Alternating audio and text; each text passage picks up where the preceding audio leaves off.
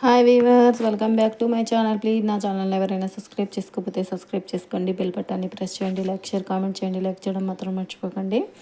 ప్రతి వీడియోలో చెప్తూనే ఉన్నాను కదా, మీరు లైక్ చేయడం వల్ల మరికొందరికి రీచ్ అవుతుందండి. ఇంకా నేనైతే చెప్పేశాను కదా, ఇంకా నేనైతే మా అమ్మ వాళ్ళ ఇంటికి వచ్చిన తర్వాత అక్కడ వీడియోస్ ఉంటాయండి. ఇంకా ఇక్కడ చిన్న చేపలు అయితే కూర వండుతున్నామండి. మొన్న అయితే చింత చిగురు వేసి వండాము. ఈరోజు అయితే పులుసు పెట్టి మామిడికాయ వేసి పెడుతున్నామండి. ఇంక ఇవైతే ఇలా దగ్గరకు వచ్చేసాయండి. ఇంకా మేమైతే 1 కిలో అయితే తీసుకున్నామండి. ఇంక ఇవైతే చిన్న చిన్నగా ఉన్నాయండి. ఇవి చిన్న చేపలు అంటాం కదా అవి. ఇంక ఇవైతే ఒలవడానికి ఒక 2 అవర్స్ అయితే పట్టిందండి మాకైతే. ఇంక ఇవి చిన్న చిన్నగా ఉన్నాయి కదా, టైం ఎక్కువ తీసుకుంది. ఇంకా వీటన్నిటిని ఇంకా మా అమ్మ ఇంకా నేను కలిసి ఉంచామండి. ఇంక ఇద్దరం అయితే వచ్చేసి ఇంకా మా అమ్మ అయితే శుభ్రంగా కడిగి ఇంకా పక్కకు పెట్టేసిందండి. ఒక 1/2 కిలో అవి, ఒక 1/2 కిలో ఇదైతే చేసుకున్నామండి.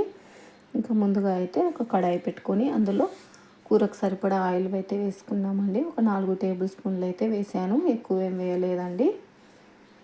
ఇంకా ఆయిల్ బాగా హీట్ అవ్వాలండి. ఆయిల్ బాగా హీట్ అయ్యాక పచ్చిమిర్చి, ఆనియన్ అయితే వేసుకున్నామండి. ఇవి గోల్డెన్ బ్రౌనిష్ కలర్ వచ్చేంత వరకు ఫ్రై చేసుకోవాలండి. కొంచెం గోల్డెన్ బ్రౌనిష్ కలర్ వచ్చేంత వరకు దీంట్లో మనం మసాలా ప్రిపేర్ చేసుకుందామండి. ఒక వెల్లుల్లి ఒక 10, ధనియాల పొడి ఒక 2 స్పూన్స్, కొబ్బరి 1 స్పూన్ ఇంకా వేసేసి కొన్ని నీళ్ళు వేసేసి ఇలా పేస్ట్ చేసుకోవాలి. ఇంకా మన ఆనియన్ కూడా ఫ్రై అయిపోయింది. ఇంకా ఉల్లిపాయ కూడా వేసేసి టమాటా అయితే వేసేసి కొంచెం ఉప్పు వేసేసి ఇంకా మూత అయితే పెట్టేద్దామండి. మూత పెట్టేసి ఇంక ఇదైతే కొంచెం కుక్ అవ్వాలి. ఇంక ఇప్పుడైతే కుక్ అయిందండి. ఒక్కసారి అయితే కలిపేసి ఇంక ఇప్పుడు అందులో పసుపు 1/2 టీ స్పూన్, కారం ఒక 2 స్పూన్లు కారం వేసేసి బాగా కలిపేసేయాలండి. ఒకసారి అయితే కలిపేసి ఇంకా మనం ముందుగా మసాలా చేసుకున్నాం కదా, దాన్ని కూడా ఇందులో వేసేసుకొని ఇంక ఇప్పుడు దీంట్లో బాగా వీటన్నిటిని ఉప్పు అండి కొంచెమే వేసాం కదా ఇందాకలో,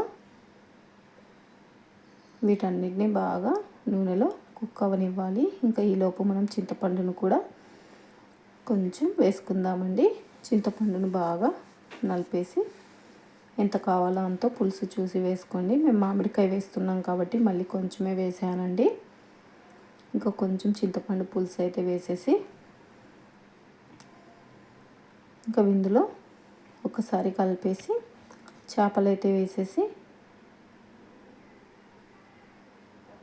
తర్వాత పులుపుకి సరిపడా వాటర్ వేసేసి ఇంకా మసాలా నీళ్ళు కూడా ఇందులో కలిపేసి బాగా కలిపేసుకొని ఇప్పుడు ఇంకా బాగా కుక్ అవ్వాలండి. అసలు ఇంకా కలపకూడదండి, కలపకుండా కుక్ చేసుకోవాలండి. ఇంకా మామిడికాయ ముక్కల్ని కూడా వేసేసి ఫైనల్గా ఇంకా మన కూర అనేది రెడీ అయిపోయిందండి. ఇంకా వీడియో కన్నా నచ్చుతుంది లైక్ చేయండి, కామెంట్ చేయండి.